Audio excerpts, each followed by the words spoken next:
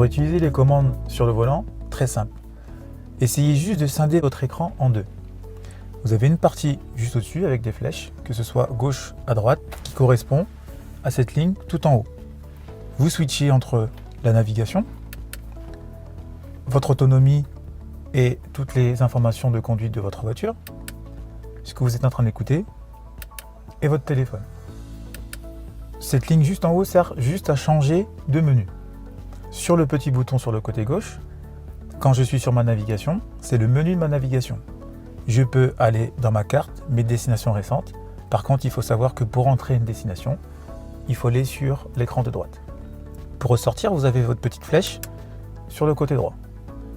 Je change, je me remets sur les informations de ma voiture et j'ai tout ce qui me correspond sur mes consommations à court et à longue distance, mon autonomie qui sera toujours sur l'onglet tout en haut, et le bouton que vous avez sur le côté droit. Je peux venir agrandir ou rétrécir ma vue pour avoir un affichage plus sport ou basique, libre à vous.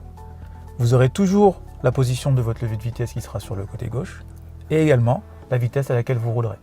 Sur la partie de droite, vous avez le mode RS. Le mode RS, c'est un mode à personnaliser. Pour ce faire, il suffit d'aller dans Véhicule, Audi Drive Select, et sur le côté droit, vous avez deux modes pour pouvoir personnaliser votre mode de conduite. Propulsion, pour savoir si vous voulez avoir une voiture qui est un peu plus sportive ou pas. Au niveau de la suspension, plus on sera en confort, plus elle viendra absorber les incongrues de la route.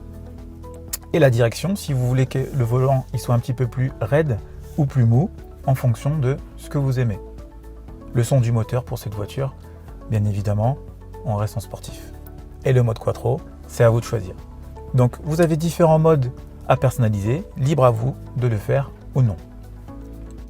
Tout en haut, vous avez votre téléphone, petite touche pour pouvoir décrocher et raccrocher votre communication. La commande vocale, pour pouvoir utiliser votre navigation, pour mettre une destination et l'arrêter.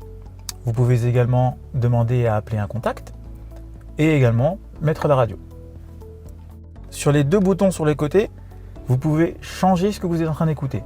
D'accord ? On vient skipper, que ce soit une playlist d'iTunes, Spotify ou bien la radio. La molette du milieu, je viens monter ou descendre mon son et lorsque j'appuie au milieu, je viens mettre le mode mute, donc mettre ma musique en silence. Voilà, vous savez tout sur les commandes au volant. N'hésitez pas à demander à votre expert en concession pour plus d'informations.